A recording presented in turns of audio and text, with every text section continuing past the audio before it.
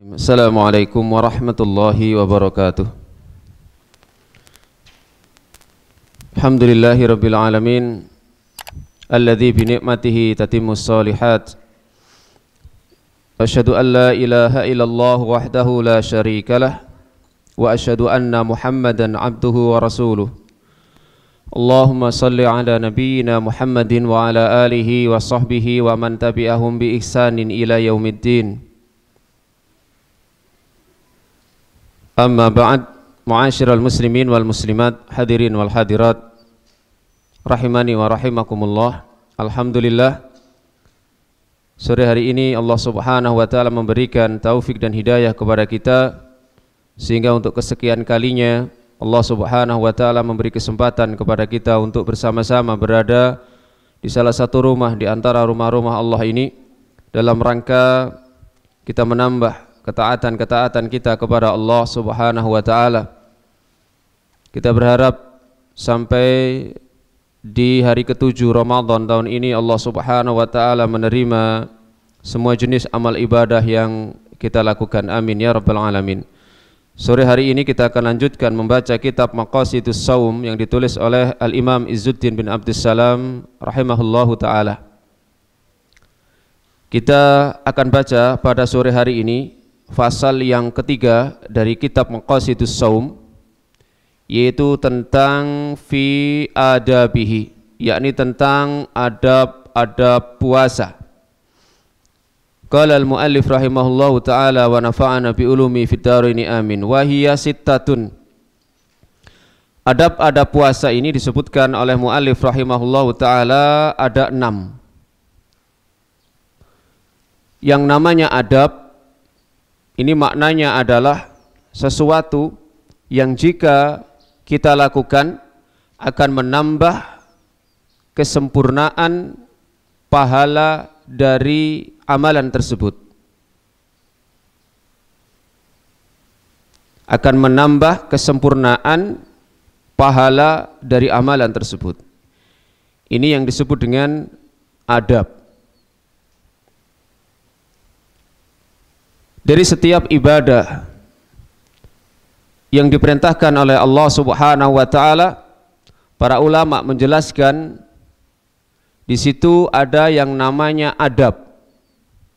Seperti sholat, maka para ulama menyebutkan tentang adab-adab yang harus dipenuhi sehingga menjadikan sempurnanya pahala sholat tersebut ketika dilakukan seorang hamba. Misalnya Allah subhanahu wa ta'ala di dalam Al-Quran berfirman, ya bani Adam khudhu zinatakum inda kulli masjidin. Wahai anak Adam, pakailah pakaianmu yang baik ketika hendak masuk masjid, artinya ketika akan melaksanakan sholat. Seseorang yang berhias, memakai pakaian yang bagus ketika melakukan sholat menambah kesempurnaan pahalanya. Walaupun standar umumnya seseorang yang sholat menutup aurat, ketika dilakukan dengan menambah adab maka menjadi sempurna dengan izin Allah subhanahu wa ta'ala. Sama dengan puasa ini, maka ketika kita melakukannya akan menjadikan semakin sempurnalah pahala puasa kita insyaallah.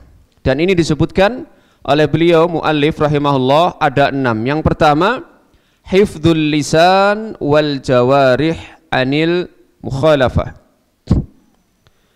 Menjaga lisan dan anggota badan dari hal-hal yang menyelisihi. Liqaulihi sallallahu alaihi wasallam. Hal ini berdasarkan sabda Rasulullah sallallahu alaihi wasallam, man lam yada qaula zur wal amala bihi falaysa lillahi hajatun fin an yada'a ta'amahu wa syarabahu. Tentang menjaga lisan, menjaga anggota badan agar tidak melakukan sesuatu yang menyelisih syariat, Maka ini berdasarkan sabda Nabi SAW tadi, man lam yada' qaulaz zur, barang siapa yang tidak bisa meninggalkan ucapan dusta, wal amala bihi, dan juga perbuatan dusta, falaisa lillahi hajah, maka Allah tidak memiliki hajah, tidak butuh fi an yada'a ta'amahu wa syarabahu, ketika orang tersebut meninggalkan makan dan minumnya.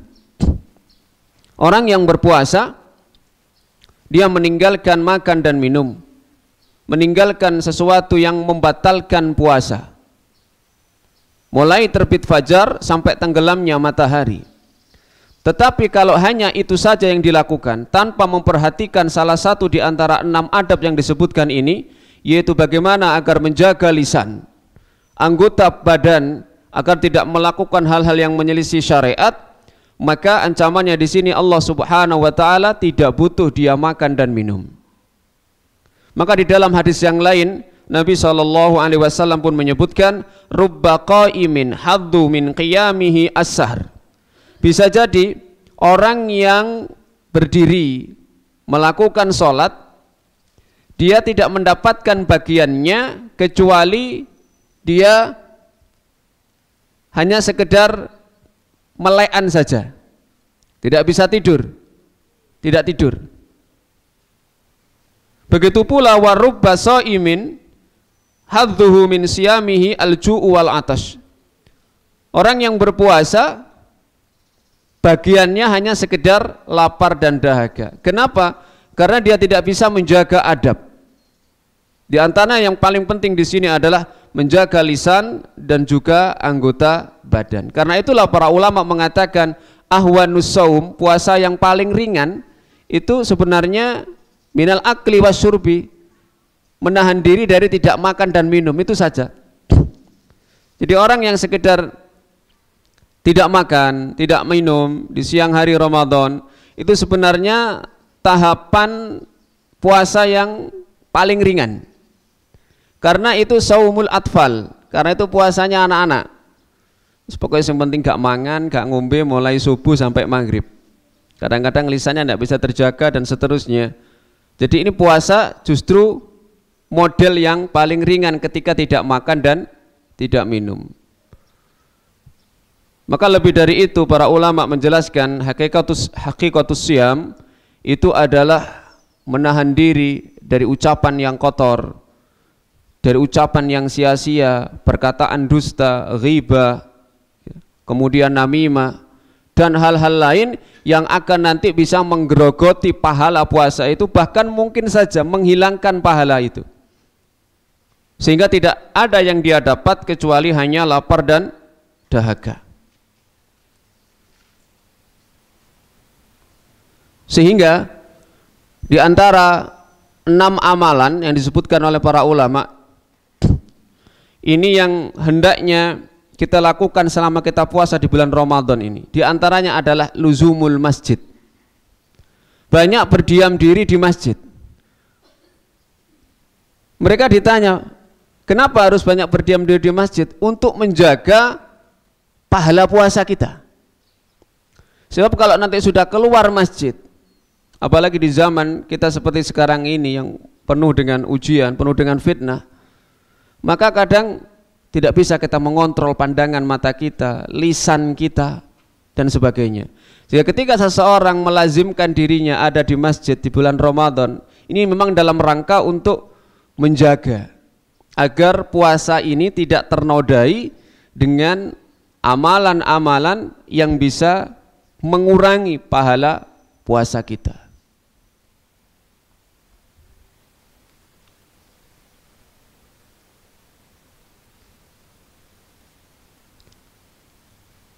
Dan alhamdulillah di antara hikmah ketika kita nanti selesai melaksanakan puasa Ramadan 1 bulan, maka ada yang namanya zakatul fitri.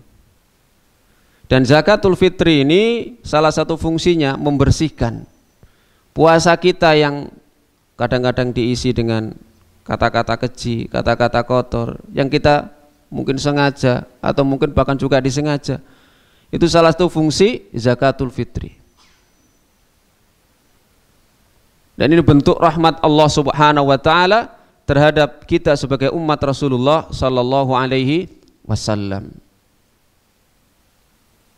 Karena puasa Ramadan ini bukan hanya diwajibkan kepada kita saja, tapi juga kepada umat-umat sebelumnya yang mereka bisa jadi mendapatkan puasa itu ya, lebih banyak dari kita karena umur mereka yang panjang.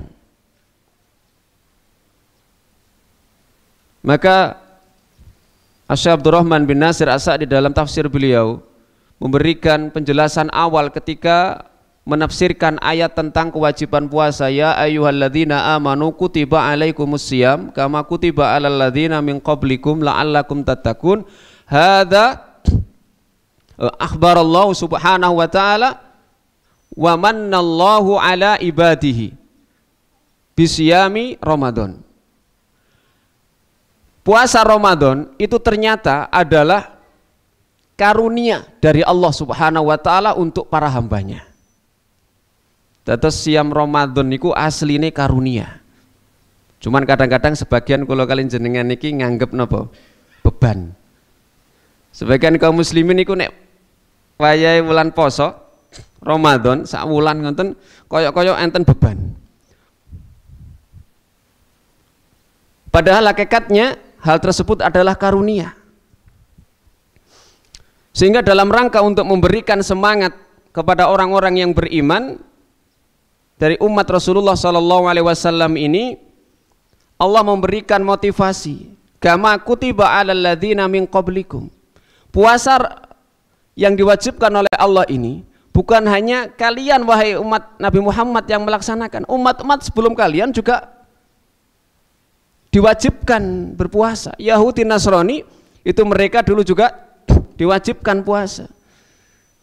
Jadi mboten kula kalian jenengan tok niki sing ngelakoni poso, umat-umat sebelum kita juga puasa. Maka jangan merasa berat.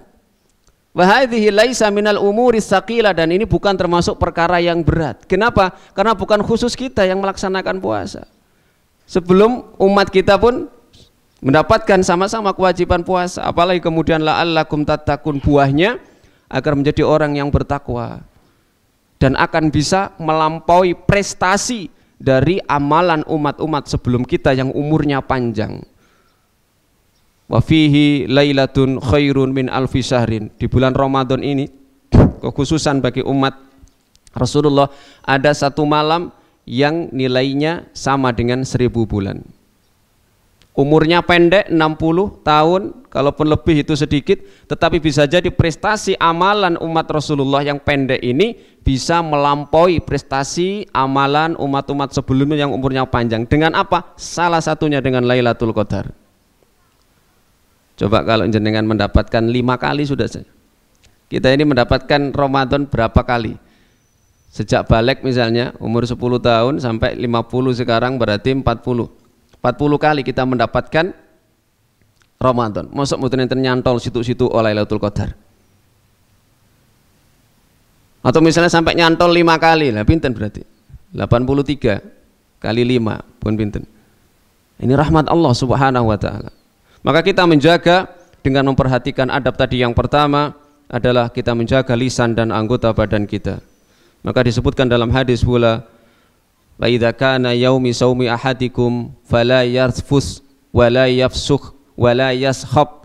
Jangan berkata kotor, jangan berbuat keji, jangan bengok-bengok yang tidak ada manfaatnya. Wala yajhal, jangan bertindak bodoh.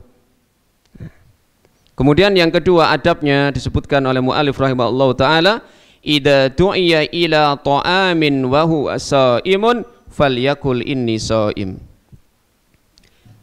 Jika adab yang kedua diminta untuk makan sementara dia dalam keadaan puasa, maka hendaknya dia mengatakan saya puasa.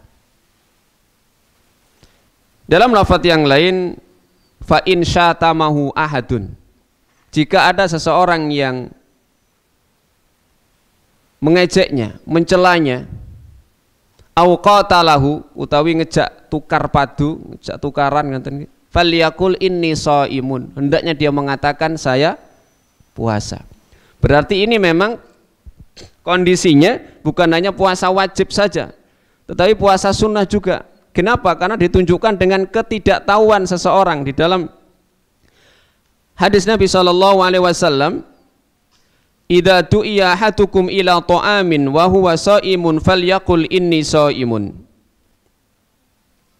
Apabila salah seorang di antara kalian dipanggil, diminta untuk makan suatu makanan sementara dia dalam keadaan puasa, hendaknya dia mengatakan bahwa saya sedang puasa.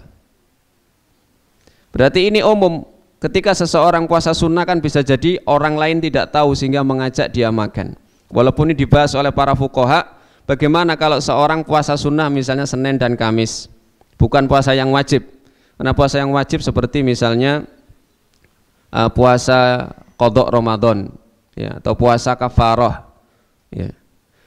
Termasuk juga kalau puasa di bulan Ramadan, jelas orang tahu tidak mungkin siang-siang orang mengajak kita untuk sarapan. Walaupun mungkin bisa jadi kalau yang diajak itu tidak puasa juga tidak tahu. Nah, ketika di hari lain misalnya puasa Senin atau Kamis, ternyata ada orang yang mengajak makan, ini para fuqaha membahasnya. Orang ini punya kewenangan terhadap dirinya sendiri. Ya. Bisa boleh bagi dia untuk menyetujui tawaran tersebut, ikut makan, atau dia menolaknya dengan mengatakan tadi saya puasa. Dikecualikan ketika misalnya dia diundang oleh misalnya orang yang kalau misalnya tidak didatangi akan ada mudharat, atau ketika dia datangi untuk menyetujui makan itu mendatangkan maslahat, maka dia dianjurkan untuk mokel. Dianjurkan untuk mokel. Jadi orang yang puasa sunnah itu punya kekuasaan terhadap dirinya sendiri. Apakah dia mau mokel, ya, dengan menyetujui diajak makan tersebut, atau dia mengatakan inni shaimun. Dan dalam hadis yang lain, fa in khafar riya'a warra bi udrin akhar. Jika dia takut riya, maka dia boleh mengalihkan udzur yang lainnya. Mengalihkan udzur yang lainnya. Alasannya bukan puasa, karena khawatir kalau misalnya wah iki arek iki kok berarti puasa terus iki. Udzur yang lain tetapi tidak sampai berdusta. Namanya warro itu tauriyah, siasat. Dia bersiasat bagaimana supaya dia bisa terus melanjutkan puasanya yang sunnah tadi misalnya, ya, dengan udzur yang lain selain beralasan bahwa dia puasa. Ada seorang kiai di Jawa Timur yang diceritakan, beliau diundang makan walimah, tapi dia sudah dari awal istiqomah puasa, dan dia tidak ingin saat itu untuk membatalkan puasanya karena dia sudah sering diundang orang itu. Akhirnya kemudian dengan cara dia ikut ikut menyajikan makanan itu, orang tidak tahu. Beda kalau misalnya duduk gitu ya, kemudian disodori, makan Pak, enggak, saya puasa misalnya begitu. Tapi kalau ikut, ya ikut jadi membantu, maka orang tidak menyadari kalau dia sedang puasa, karena kalaupun dia tidak makan orang tidak curiga. Diwarra bi udhrin akhar, dia bertauriyah dengan menyampaikan udzur yang lain. Ala kulli hal, kesimpulannya orang yang sedang puasa sunnah, para ulama menyebutkan dia punya kewenangan terhadap dirinya sendiri, mau membatalkan atau tidak. Yang ketiga, adab berpuasa adalah ma yaquluhu idza aftara, wa huwa ma ruwiya anhu alaihi salatu wassalam annahu kana yaqulu idza aftara. Di antara adab berpuasa adalah ketika berbuka dia membaca dhahabadh dhama'u wa batallatil uruqu wa sabatal ajru insyaallah.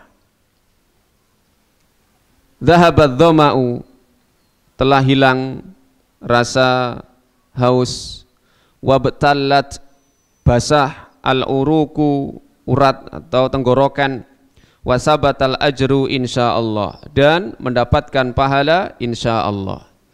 Ini salah satu doa yang biasa dibaca Nabi SAW ketika berbuka, dan ini ya kata para ulama dibaca setelah makan, setelah minum. Kenapa? Karena kalimatnya dhahabadh dhama'u, sudah hilang rasa haus. Kalau jenengan belum dhahabadh dhama'u wabtalat, durung mau ombe kok belum hilang kan hausnya, belum basah tenggorokannya. Ya, wasabatal ajru insyaallah. Beliau juga menyebutkan satu doa lagi, wa fi hadisin akhar, di dalam hadis yang lain disebutkan, wa ruwiya aidan annahu kana yaqulu Allahumma laka sumtu wa ala rizkika aftartu. Hadis ini di catatan kaki ini disebutkan, dikeluarkan oleh Abdullah ibnul Mubarak dalam kitab Az-Zuhud war Raqaiq, kemudian Ibnu Abi Syaibah di dalam kitab beliau Musannaf, Abu Dawud di dalam bab masalah saum, kitabus saum bab al-qaulu indal iftar, yang intinya riwayat-riwayat tadi itu lemah, namun karena banyaknya sehingga walakinil hadis syawahid yuqawwi biha, memiliki pendukung-pendukung yang lain sehingga menjadi kuat. Allahumma laka sumtu wa ala rizkika aftartu. Ini memang jalur-jalurnya lemah, tapi karena banyak sehingga saling mendukung menjadi kuat atau derajatnya naik menjadi hasan li ghairihi. Nah, yang derajatnya lebih kuat dan banyak yang mengatakan minimal hasan, itu adalah yang berbunyi dhahabadh dhama'u wa batallatil uruqu wa sabatal ajru insyaallah, walaupun tetap ada yang mendhaifkannya. Ini memang ranah para ulama yang menilai seperti itu. Kita tahu ya, ketika ada orang membaca misalnya Allahumma laka sumtu wa ila rizqika aftartu, maka sebagian ulama mengatakan hadis ini kuat karena saling mendukung dari jalur-jalurnya.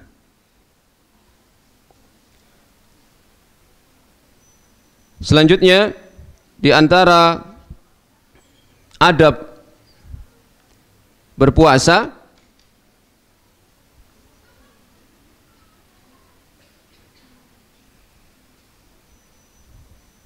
yang keempat adalah ma yuftaru alaihi, apa yang bisa dibuat untuk berbuka. Disebutkan bahwa Nabi SAW dalam riwayat Imam Ahmad di musnad beliau, kana yuftiru qabla an yusalliya, beliau berbuka sebelum sholat, sebelum sholat maghrib, ala rutobatin, berbuka dengan memakan beberapa kurma rutob, kurma yang kering atau kurma bahasanya belum matang betul. Fa illam yajid fa illam yakun fatamaratin, kalau tidak ada beliau pakai tamar, memakan beberapa tamar, kurma basah. Fa illam yakun hasawatin minma, jika tidak ada juga maka beliau berbuka dengan minum beberapa teguk air.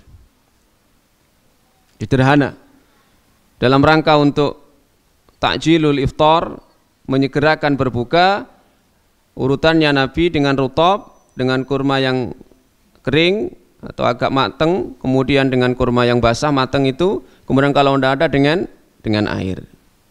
Maka sebagian ulama mengatakan ini diantara adab di mana ketika kita mencontoh apa yang dilakukan oleh Nabi Shallallahu Alaihi Wasallam, kita pun mendapatkan pahala. Maka kita dapati ya, banyak kaum muslimin yang saat ini misalnya berbuka dengan menyediakan kurma. Kadang nggak kurma tok, lengkap, kak kurma tok, kak banyu tok, TUT ada, tahu berontak, semongko, macam-macam.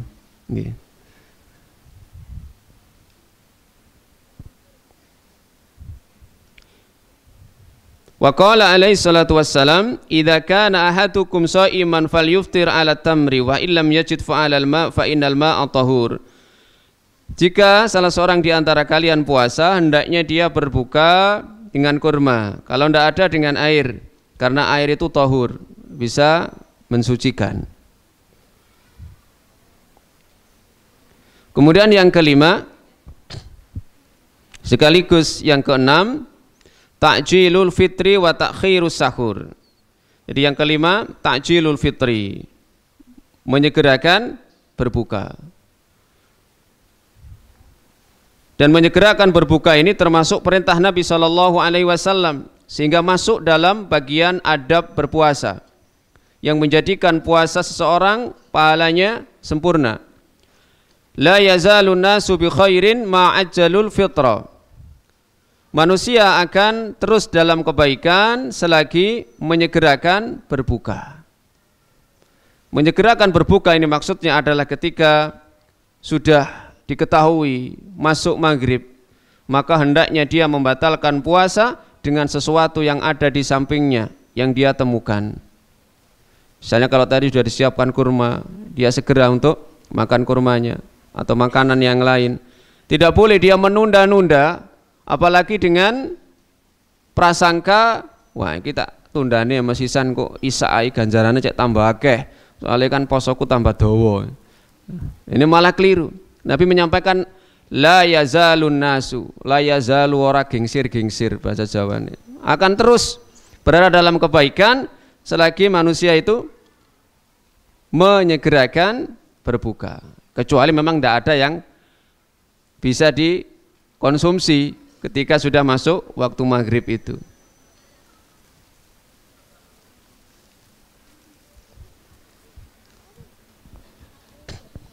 Kemudian sabda Nabi SAW yang lain tentang fadilah menyegerakan berbuka adalah ahabbu ibadi ilayya ajaluhum fitron. Dalam hadis qudsi Allah Azza wa Jalla berfirman, hambaku yang paling baik adalah hambaku yang paling aku cintai adalah orang yang paling bersegera saat berbuka puasa. Orang yang paling bersegera berbukanya.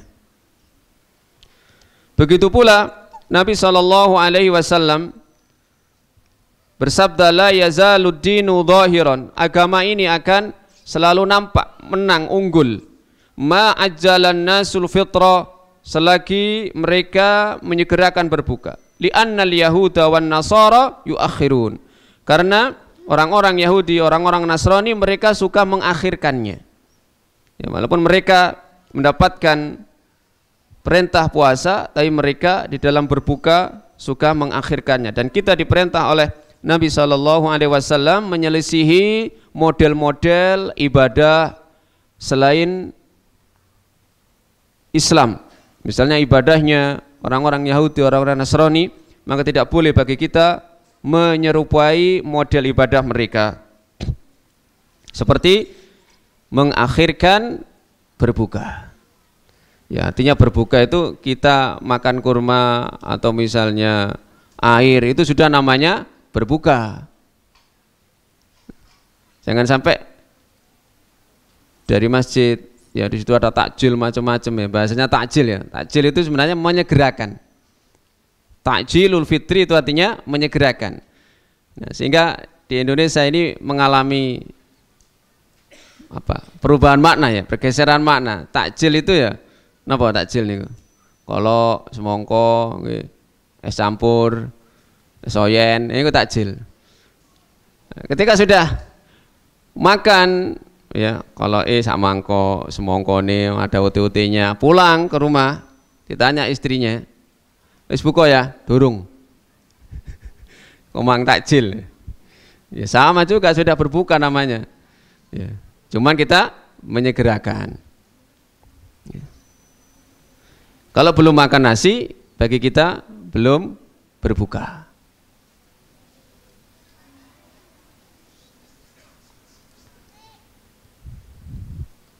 Qala Amr ibn Maimun, kana ashabu Muhammadin sallallahu alaihi wasallam, dahulu para sahabat Nabi Muhammad sallallahu alaihi wasallam, ajalan nasi iftaran, itu orang yang paling segera berbukanya, wa abta'ahum sahuron, dan yang paling lambat sahurnya. Nah, ini sudah masuk poin yang keenam. Ya. Jadi dahulu para sahabat Nabi SAW, generasi terbaik dari umat ini, yang mereka dipuji oleh Allah Subhanahu wa taala, radhiyallahu anhum wa radu anhu, Allah ridha kepada mereka, mereka pun ridha kepada Allah. Ini ternyata mereka ketika berbuka takjil, menyegerakan. Kemudian yang keenam tadi adabnya adalah mengakhirkan sahur. Kalau berbuka itu dianjurkan untuk menyegerakan, maka sahur ini dianjurkan untuk mengakhirkan. Dan keutamaan sahur sendiri disebutkan dalam beberapa hadis dari Nabi SAW. Di antaranya beliau menyampaikan, tasahharu fa inna fis sahuri barakah.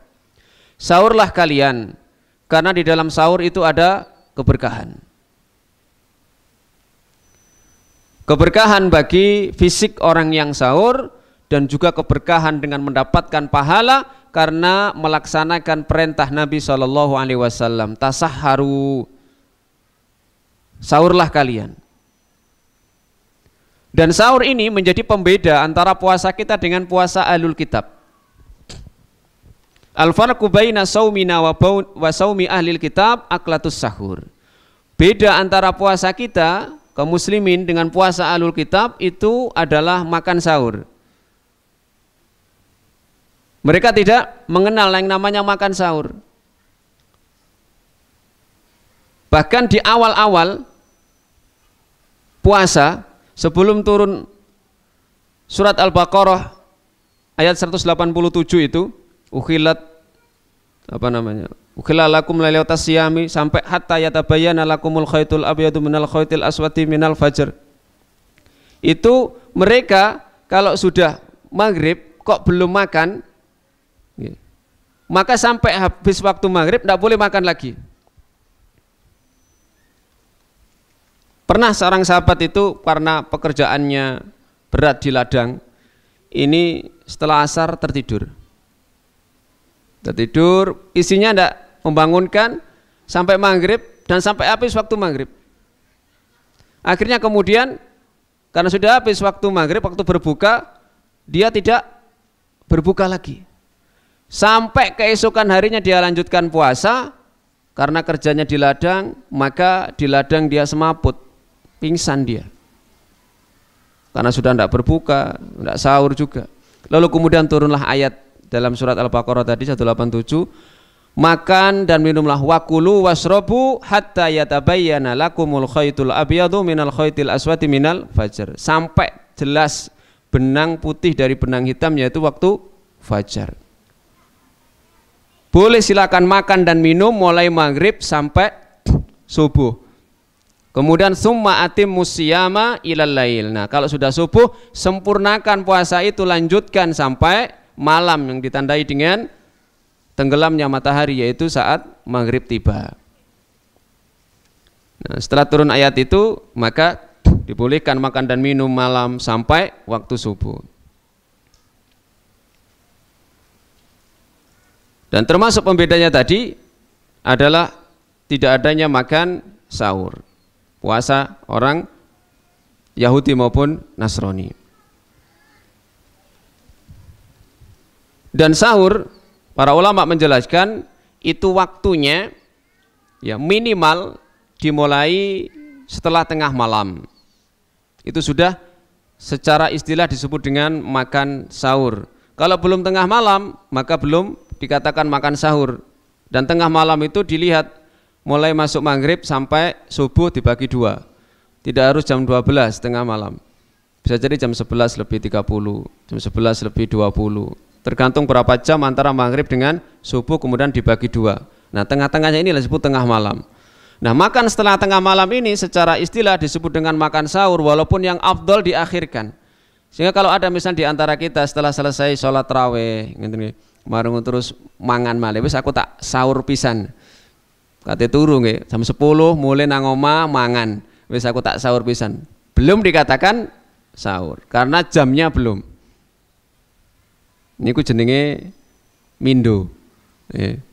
Mang buka kurang, cek keleson, akhirnya mangan maneh. Nah, yang afdal itu mengakhirkan waktu sahur. Dan perintah bersahur tadi disebutkan dalam hadis, walaupun hanya dengan segelas air. Walaupun hanya dengan segelas air. Dan mengakhirkan waktu sahur ini ada hikmahnya. Kinten-kinten hikmahnya napa? Nek kula kalian jenengan iki sahure untuk diakhirno. Mepet-mepet subuh ngoten. Hikmahnya napa? Wah, mesti jawabannya pertama niku mesti kuat, awet warek. Ngene mesti. Pak ya padha. Kula ten mau jagung takon yo ngono jawabane lho. Berarti sak madhab berarti iki. Sealiran berarti nggih. Kuat. Memang begitu yang dirasakan secara zahir. Nah, tapi ada manfaat lain. Kalau kita mengakhirkan waktu sahur, kinten-kinten nek misalnya enten tiang sahur jam 2 misalnya, mari sahur lah nopo, jam 2 mari ini jam pinten, 2:30 nggih, mari 2:30 lah nopo kira-kira, baca Quran, mosok langsung turu, baca Quran nggih, kuato 1/2 jam mari wis lelet wis, ngantuk turu, bisa bablas subuh. Tapi kalau misalnya diakhirkan, mosok kurang 5 menit, nang jeding krungu adzan turu maneh kan nggih mboten. Dilungkas wis krungu adzan subuh. Itu diantara hikmahnya kata para ulama. Diantara disebutkan di dalam kitab Majalis Syahri Ramadan Syekh Utsaimin. Manfaatnya itu menunggu waktu subuh sebentar sehingga akan semangat dalam mendapatkan waktu sholat subuh dengan berjamaah. Kapan berakhirnya waktu sahur? Jelas ya, minal fajr, dari waktu fajar, yaitu saat masuk waktu subuh. Sebelum itu maka dibolehkan.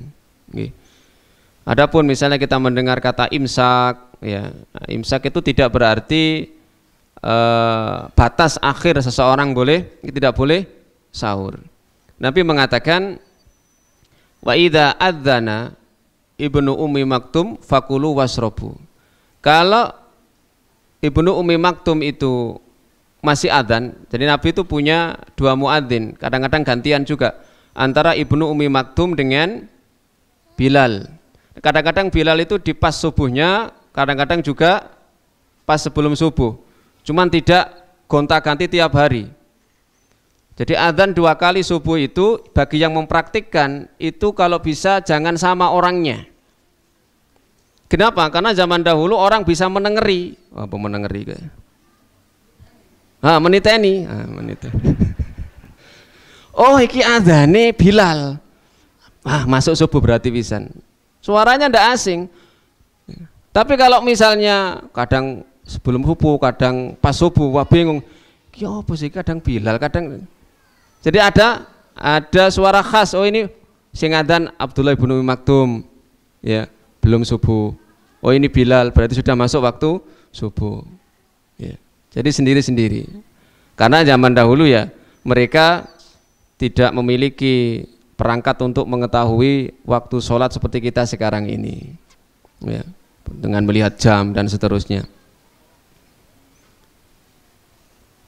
Ada juga namanya Abu Mahdhurah. Ini salah satu muadzinnya Nabi yang masuk Islam gara-gara senengane nirokno adzan tapi niate ngece. Niatnya apa? Ngece. Niatnya istihza. Ketika Bilal adzan ya di suatu perjalanan, Ini ternyata ada sekelompok orang, salah satunya Abu Mahdurah ini Abu Mahdurah nirukan adzannya Bilal. Tapi niatnya untuk ngeci, untuk isti'za. Lalu kemudian Nabi dengar, suaranya enak arek iki. Kemudian didatangi, siapa tadi yang adzan? Saya. Belum masuk Islam, ya. Saya waktu itu Abu Mahdurah menceritakan, saya ditanya oleh orang yang paling saya benci. Kemudian Nabi mengatakan, coba yang lainnya nyengkrih dulu. Tinggal ini siapa? Coba ulangi sih adzanmu tadi. Ngomong ulangi lagi. Ya saking seringnya nirokno, akhirnya apal. Maka Abu Mahdurah mengatakan saat itu, aku disuruh oleh orang yang saat itu paling aku benci dan disuruh melakukan sesuatu yang paling aku benci pula. Tapi ya dilayani juga permintaan Nabi tadi itu. Dia adzan mulai awal sampai akhir. Lalu Nabi SAW meletakkan kedua tangan beliau di dada Abu Mahdurah, mulai dari wajahnya. Jadi disentuh sampai pas dadanya Abu Mahdurah merasakan ketenangan yang luar biasa. Saat itu pula masuk Islam. Lalu kemudian Rasul mengatakan, wahai Abu Mahdurah, kamu nanti akan jadi salah satu muadzin saya. Maka saat itu pula Abu Mahdurah mengatakan, sungguh saya telah diperintah oleh orang yang sejak itu paling saya cintai, dan saya diperintah melakukan sesuatu yang paling aku cintai juga, paling aku senangi. Ini namanya Abu Mahdurah. Begitu ceritanya masuk Islam. Jadi mengakhirkan waktu sahur. Sampai Nabi di dalam hadis juga mengatakan, jika salah seorang ya memegang dalam tangannya itu minuman, kemudian dia mendengar adzan, maka hendaknya dia menyelesaikannya. Artinya hendaknya dia meminumnya. Di dalam kitab Sahih Fikih Sunnah itu sampai diceritakan di situ riwayat ada seorang wanita sahabiah itu yang sahur belum selesai, kemudian Bilal itu mau adzan, dicegah. Mahlan ya Bilal, ojo adzan dhisik Bilal, tak tutuk nih sahurku. Sampai begitu. Tapi kita hati-hati, tidak boleh menyengaja seperti itu. Ya, hati-hati tidak boleh menyengaja, sehingga kalau memang sudah adzan maka kita menahan diri untuk tidak meneruskan makan kita.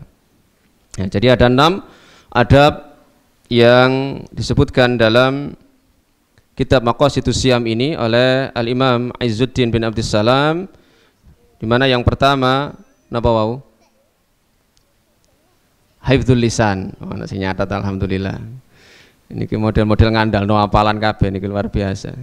Memorine gede rupane iki. Yang kedua napa? Napa, Pak? Nah, mengatakan ketika ada orang misalnya mencela atau mengajak makan ya. Tadi disebutkan di sini hadisnya mengajak makan, maka kita mengatakan ini shaimun, saya puasa. Yang ketiga, berdoa ketika berbuka. Termasuk juga sebelum berbuka. Karena doa orang yang puasa itu tidak ditolak. Ya, da'watus shaim, doanya orang yang berpuasa. Kita punya waktu 13 jam. Hendaknya memperbanyak doa saat kita masih dalam kondisi puasa. Kalau di bulan-bulan lainnya kita sedikit. Ya, tapi kalau bulan puasa 13 jam terbentang luas untuk berdoa. Yang keempat, berbuka dengan tadi urutannya, kurma yang kering agak matang gitu ya, kemudian kurma yang basah, kemudian dengan air. Yang kelima, nah tadi menyegerakan berbuka, dan yang keenam mengakhirkan waktu sahur.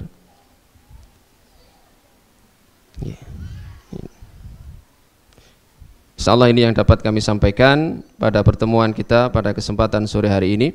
Mudah-mudahan kita mendapatkan taufik maunah dari Allah Subhanahu wa taala menjaga adab-adab puasa ini, dan mudah-mudahan Allah Subhanahu wa taala menerima puasa kita khususnya dan seluruh jenis amal ibadah yang kita lakukan mulai dari awal puasa sampai dengan hari ini dan disusul dengan hari-hari selanjutnya sampai nanti berakhir waktu Ramadan. Amin ya rabbal alamin. Subhanakallahumma wa bihamdika asyhadu an la ilaha illa anta astaghfiruka wa atubu ilaik wa akhiru da'wana alhamdulillahi rabbil alamin. Assalamualaikum warahmatullahi wabarakatuh.